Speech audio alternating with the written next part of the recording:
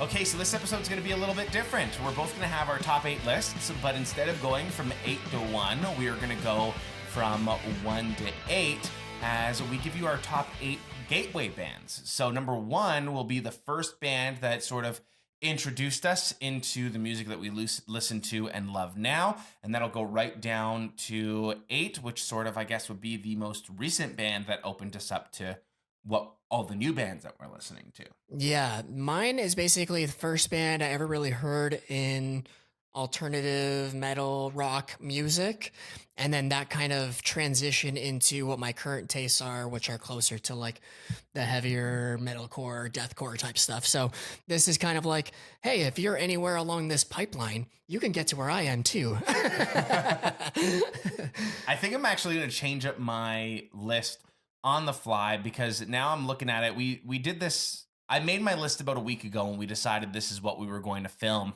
And now I'm looking at my list and I'm like, last second, I forgot about this person. Okay. And I forgot about my number 1. So basically that first person that really sort of got me into, I guess it would have been the start. The problem is the start happened years before the start, if that makes any sense. Okay. I'll explain. Please Avril Lavigne do. is going to be my number 1. And the reason why Avril Lavigne is number 1 is because before I really knew about this type of music or went down this pathway, I was maybe like 10 or 11 and I was kind of going through puberty and I had the biggest crush on her. Of course. And I had her CD, Skater Boy, Let go. all that complicated. And I would just throw that into my Discman and of course, love the Discman. Look through the CD pamphlet and just had the biggest crush on her. Loved her and her music and all of that. And then I kind of hit that age where I'm like, oh, okay, this isn't cool, or I'm almost like too old for this now. And I grew out of it. And then that's when I found my number 2 and it kind of sparked it back up.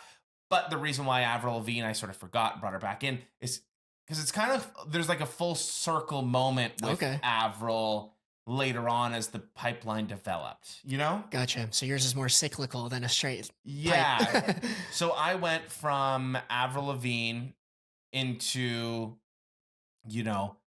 finding Metallica, which will now be my number 2. Okay. And then that was like, just run through your list. Heavy music. I'll go through my list and my pipeline. You'll go through yours. And we're not even going to have a collective list afterwards because this is more so about my pipeline and your pipeline, right? So it was Avril Lavigne. Forgot about her for a little bit. Number 2 would have been Metallica. That was the next band that really made me sort of like music and heavy music, and it just like filled that angst that I had at 12 years old, and opened me up to things where, oh, okay, cool, like music can be like this and it's cool. And then I started getting into that, opened me up to like Slayer and all these other bands within that metal era, like Pantera and Megadeth and all of that. And I went down that alley thrash for a metal, little bit. Yeah. But none of those bands ever really stuck. It was always Metallica that stuck with me, which is why, going into my next artist, which would have been Nirvana, when I really found Nirvana, that was when I think, I thought that I fell in love with Metallica, but like Nirvana was truly love for me. Like that was love. Like I read Nikki Sixx's Heroin Diaries years ago when it came out. And I remember one quote that stuck with me from it was, I thought that I was in love when it came to cocaine, but when I found heroin, like that that was it. So that's almost what I feel like Metallica versus Nirvana for me. It was like, I thought that I was in love with Metallica and that would have been my cocaine. And then it was like Nirvana was heroin for me. Right. So Nirvana was, the band posters, and I've got a Nirvana. That was my first tattoo, was a Nirvana tattoo. I've got the In Utero Angel on my calf.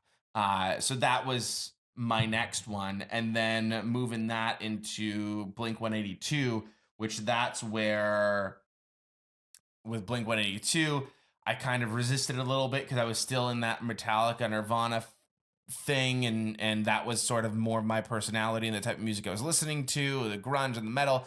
And it was really my cousin who was obsessed with Blink-182 and Sum 41 that was really pushing them onto me. And then when they dropped Untitled, that was when I was hooked. Like feeling this, I was hooked. Like that Yeah. music video and standing alone in the corner with a cigarette and like knowing all the words of that, like that was what really got me. Okay. And then that sort of opened me up to more of the pop punk stuff, I right? say we're back to pop punk then. Yeah. Yeah. So that's why I was kind of like the Avril Lavigne, that circle, right? So it was, getting into the heavy stuff that filled my angst, and then Nirvana with that like raw sound and that raw emotion. And then now bringing me into the pop punk stuff with Blink 182, which eventually led to my next artist, which was The Used. Okay. And The Used was the band that really got me into that like greasy haired, dark, cut my heart open for you, like Yeah, like the blood heart dripping emo. So that was The Used, and that really Introducing got me into, some screams and yeah, and it was like an intro to the screams, right? And Yeah. even though I'm listening to The Used now, and those types of screams, I kind of glossing over new metal because new metal didn't really stick with me as much as these bands did, because I did get introduced to screams from those new metal bands and then bands like The Used. And I liked those screaming, and I still kind of resisted the emo scream until my next artist, which is Chiodos. Okay. Friend hands me, he's like, yeah, I understand that you don't like the emo scream, but just listen to these guys. And he hands me You'll All change Velvet your Ends opinion. Well. And I remember this day very vividly. He hands me the CD, I take it, and then we were going to a neighbor's trailer park. They had like a trailer at a trailer park for some Halloween event that they were doing, right? And I'm like, oh, I got this new CD. I listened to it on the way. It was like a drive. It was like an hour drive. For that hour drive, I'm listening to this record, and I'm just like, every single song just like hit me. And there was like no skips on it. And that was really that like raw emo feeling. Like Chiodos was that band for me that kind of got me into the post-hardcore stuff. And Yep. then that opened things up for me there as well. And then Rise Against, I think, really opened me up to a whole huge portion of the punk world. Because, by this point, I was already kind of, I watched SLC Punk, and I was listening to the Sex Pistols and the Ramones and all of that, as you normally do. But then with Rise Against, that really got me into like the heavy like moshing, because I've seen Rise Against over a dozen times. And then that got me into bands like Anti-Flag, and that got me into more of like the skate punk. And that was my pipeline into more of that sort of era of punk rock. So I kind of, now I'm listening to the grunge stuff I grew up with. I'm listening to Metallica still. I'm listening to emo. I'm listening to post-hardcore. I'm listening to punk. And that really, that was the variety of stuff that was on my iPod. And I think we're at 8 now, because I need to cut one out, adding Avril Lavigne into it. And I almost want to go 9 here and break the format, because my next two would be A Day to Remember, which kind of brought me into like, A Day to Remember really made me fall in love with them and that style of music, where it was like easycore, right? Like it was pop punk and hardcore, and mixing the two with the pop punk with breakdowns. It was almost kind of like Newfound Glory, but then they modernized it a little bit. Pop punk with breakdowns was a turning point in my pipeline as well. Yeah. So because of that pipeline, I'm like, I feel like I need to include them in there. But also I want to give a shout out to the Wonder Years, because the Wonder Years were really that band for me that opened me up to what I call second gen pop punk, where, I maybe ignored a little bit of the neck deeps and the knuckle pucks and all of that, but it was the Wonder Years. I think because as they kind of went on to, they had a little bit more of a mature sound and mature themes, and I like connected with them at that point in my life a lot easier. Yeah. And then I was like, okay, let's give all of the other guys that were big within that scene at that time a chance. And the Wonder Years sort of opened me up to more of those bands. So I give them a shout out for that, because all of these bands are awesome. Neck Deep, Story So Far, all of them. But I wouldn't have really gotten into them if Without it wasn't for Came Out Swinging. Yeah. Like that was that song for me. And I was like, okay, I got to check out this wave of pop punk, because by that point I was, going into college, and it was just like, oh, okay, pop punk. Like that's Blink 182. I didn't associate with that. Maybe like the next last generation band, of pop punk bands. Yeah, I think Set Your Goals is probably the last band of that second gen that I kind of almost lumped in with first gen, even though they were kind of that crossing point for me, because I really loved Mutiny and that album. But yeah, they were. I kind of maybe associated them a little bit more with Blink 182 and Sum 41 and all of that Gotcha. than I did with like the Wonder Years and Neck Deep and Story So Far. Yeah. Yeah, your pipeline is like a lot of little offshoots that kind of all come back Hmm. together, which is cool. And then I feel like because my pipeline has sort of been the way that it has been and the way that I've developed my music taste, because I feel like my music taste is so vast and I've always just like loved music. Yeah. Um, that pipeline has sort of allowed me to also like gatekeep less, especially now, because it's like for me, you want to argue if My Chemical Romance is emo or not. Like I actually don't care. Like that doesn't bother me. Right. Like we can have this discussion about is My Chemical Romance emo or pop punk or whatever. I don't care. It's like I will call them emo because they're a figure within that emo scene, or they were sort of a staple band for a lot of emo kids. Whether their first album or or going into Black Parade, they change their sound and they're more of a rock band than an emo band. That's all, I don't care anymore. It's The like genre classifications are so like mixed at this point anyways. Like I would argue that the Black Parade is more of an emo album than Three Cheers is, but Three Cheers has that emo aesthetic. Mhm. But like lyrically, I feel like Black Parade is very emo and like it's It's you know what I so mean? like the So like lines it's are so depending how you blurred define now. emo, but I mean obviously people have different classifications for what that term even means. So And with the blurred lines as I get older, and with the fact that like I listen to so many different types of music, it's just like emo, pop punk, call it whatever the hell you want. I don't care. This is the it's music all I good listened to music. growing up. It's good music. Good Yeah. music is good music. If someone miscategorizes a song or a band now, I just okay, whatever. Like why do we need to have such a big discussion, or like why do we need to put that into the box that your brain wants to put it into? Yeah. Like who cares? I'm not losing sleep over the fact that uh somebody called Fallout Boy pop rock instead of pop punk or Yeah. emo. It's like I don't care. Call them whatever you want to call them. Call Fallout Boy indie. Like I don't care. Call them a pop band. I don't care. Yeah. Would you say that the bands in your pipeline are some of your favorite bands of all time, or Yeah. are they? Yeah, Yeah.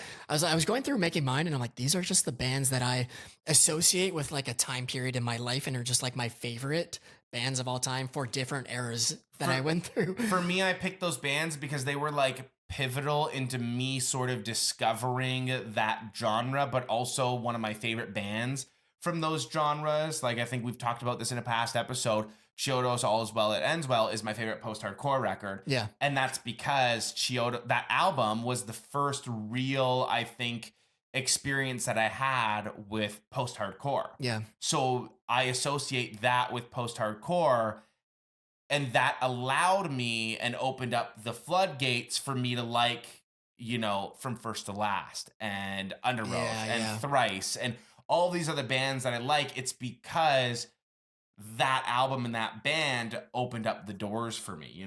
Gotcha. What about you? Let's go through your list. Yeah, for me, so I started generally more what I would call like traditional metal, like thrash metal. So my first band is Metallica. Like I was definitely first exposed to metal music with Metallica. Just hearing one for the first time and being like, a song can be this long and this engaging. Unbelievable.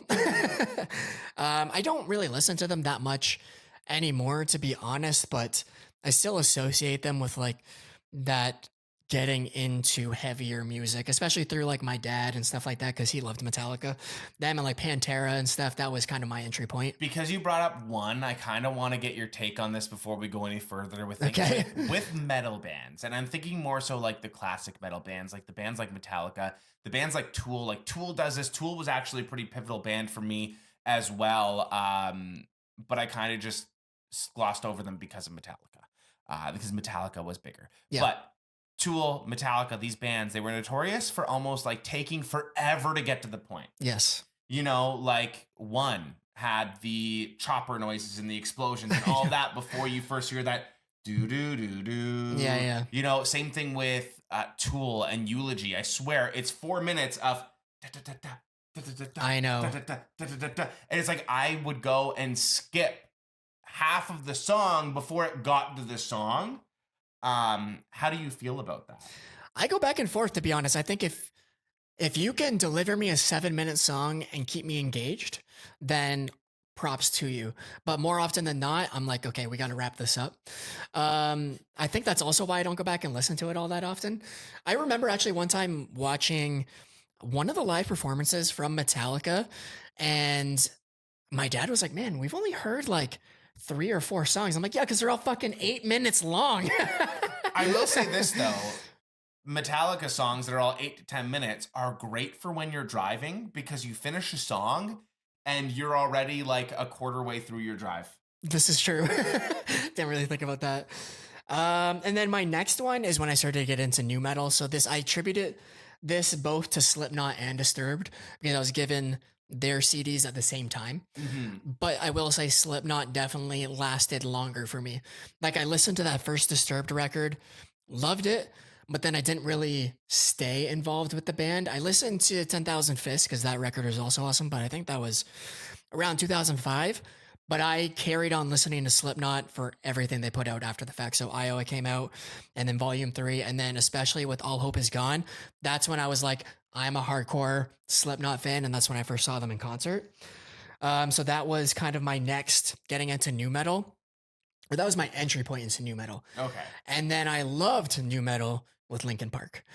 So this was the very first band where I bought the CD myself. Like I went and bought Hybrid Theory because it was so fucking good. So I attribute them as like my first love. Yeah. They also introduced, so like Slipknot and Disturbed and stuff, like they had screams, but they were more like growls. Like they were that heavy metal scream. Linkin Park started to get into that like angsty, kind of like a teenage scream. Like it's a bit higher register. Like I'm just pissed off at the world. That kind of style. It was screaming at the top of your lungs. Yes. It was like, I'm mad at you, Mom.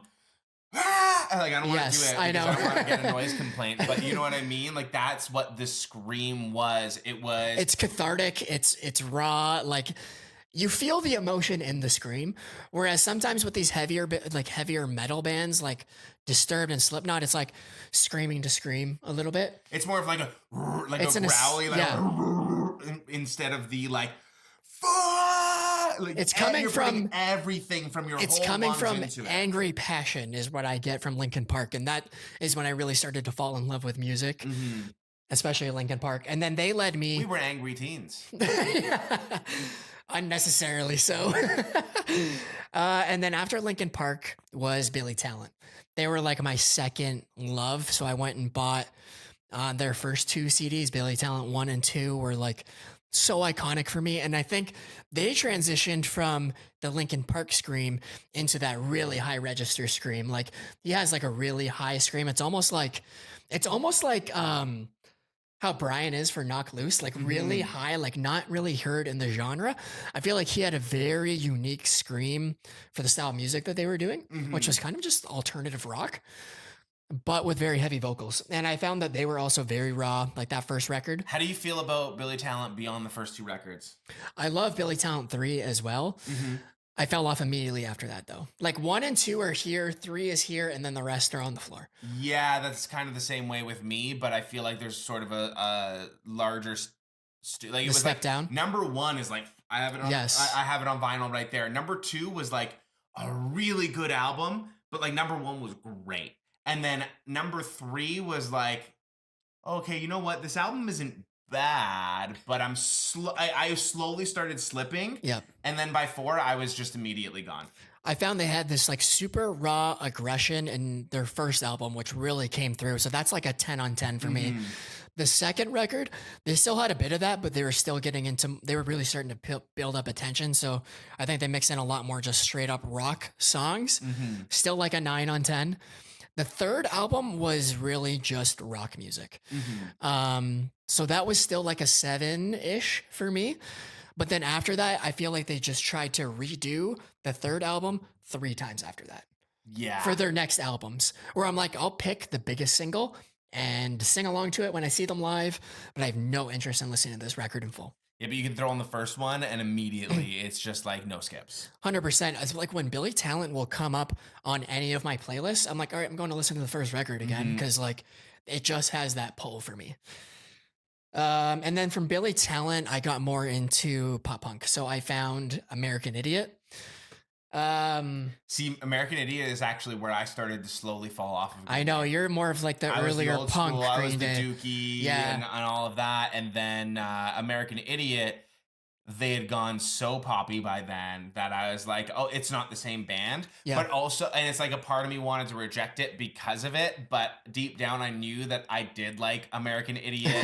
And I loved Boulevard of Broken Dreams. And I love St. Jimmy. And there was that album going back. I'm like, it's actually like, it is one of their best albums. I think for me, there was a little part of me because I think we've talked about this in past episodes too. Like the little kid that got bullied for the music that he liked. Now all of the kids that were bullying him were suddenly into Green Day because they went into that like mainstream pop punk stuff. And it was like, before that album came out, I was like, you bullied me for liking this music. Now you like it. Fuck you. You don't get to do that. Yeah. So that's where I kind of like, you misguide your anger. And it was like, it was towards Green Day and that them changing their sound. And now the bullies liked the music that I got bullied for listening to. Obviously you grow up and that, mindset goes away and I don't care anymore. And I can admit that it's a great album, but after that, they really went sort of into that poppy route. And I was like, no, I want the older stuff, Yeah. I didn't have any exposure to like the actual punk days of Green Day before this. So when I found American Idiot, it became like a favorite album of mine because I didn't know that they were any different beforehand. Yeah. Like I actually watched Green Day go from punk to pop punk into like pop. Yes. Like pop rock. Which today is like, whatever. I mean, it's not bad. It's not a bad thing, but it's just sort of like I grew up listening to them being like, oh, this is a punk band. And then listening to them being like, oh no, this is a pop punk band now. And then into like, oh, this is a pop band. Yeah. I will say they weren't the first pop punk band I heard, but my exposure before this was just like a burnt CD that somebody had gave me. And it had like 3 Blink songs, a couple Sum 41 songs. But then this record was like the first pop punk record that I really fell in love with. So I kind of credit it as like them making me a pop punk fan. Yeah. And then when Bullet for a Bible came out, the 2005 live DVD, I would come home from school and just put it on and sing along with my Cheerios. And like, I just loved it. I would watch it endlessly. And I did that with all my Nirvana and Metallica DVDs. Yeah. Okay. I loved watching live performances like that. Yeah. So now that they're doing American Idiot in full on this upcoming Saviors tour, so stoked. I mean, they still play like half the song live anyway, or half the songs live anyways. But well, when we were young, half their set was American Idiot and Dookie. That was half their set. Which and now they're playing them both in full. Those are the 2 albums that are their best albums. And I think that like kind of speaks to where most people's interests lie. Like if you're still playing half of these records live, at the very least, it's like they know that like, okay, these are your biggest records. You play the hits, Yeah. And then you mix in like Brain Stew and a couple other tracks and you're good to go. Time of your life. And then from this is when I found A Day to Remember, my like next true love. Homesick was the album that shifted me from being a pop punk kid into a metalcore kid, because that they like bridge the gap with the pop punk with breakdowns where I can sing along to a catchy chorus and then feel all of my anger in a metalcore verse. Like they did it so perfectly in Homesick. I know exactly what you're saying because A Day to Remember for me, like I found them with For Those Who Have Heart, Since You've Been Gone was the first song I heard. Yeah. And then I was like, who's this? Threw on the album and For Those Who Have Heart, I was like, whoa, like my mind was blown. And that was another like sort of staple point where I'm like, oh, music can be like this. Yeah. And immediately I just wanted to build my whole personality around that style of music. It was like, oh, okay, A Day to Remember, right? And then it's like I was playing in punk bands and I was playing in like hardcore punk bands. And I was like, guys, we need to change our sound to sound like this because it's like, this is what I want to play. Like I want to play breakdowns and like pop punk with breakdowns. Yeah. And then that was the end of our hardcore punk band because then we just couldn't get along after that. Like we just had too many sort of creative issues where they were like, no, we want to be more like Rancid. And I was like, no, I want to be more like A Day to Remember. And it was like, all right, I think we're There's no happy medium on that one. Yeah, no, there was no, they couldn't come see me halfway. And I really wanted to go in that direction. So it was like, all right, we split. Yeah, that's fair. So yeah, A Day to Remember was that band. I have Homesick tattooed on me. It's so influential. And then I kind of went back and found post-hardcore with Under Oath. So I had a friend in high school who was really into like the Christian metal scene. So he introduced me to Under Oath, specifically They're Only Chasing Safety, Hmm. which is why it was my number one album from 2004. I think that is the best post-hardcore record of all time. It was the first one I ever fell in love with. And then that really set the stage for all of the post-hardcore I listened to after that, like Alexis on Fire, From First to Last, Senses Fail, like all of that was Under Oath. And then from there, So you got into Under Oath before Alexis on Fire. Did you know of Yeah. Alexis on Fire before Under Oath? I did, because I actually saw Alexis on Fire in concert with Billy Talent, but I had no idea who they were. And did you like them? I did, but it was like I was so into Billy Talent that I was like, I wasn't really listening to who was opening.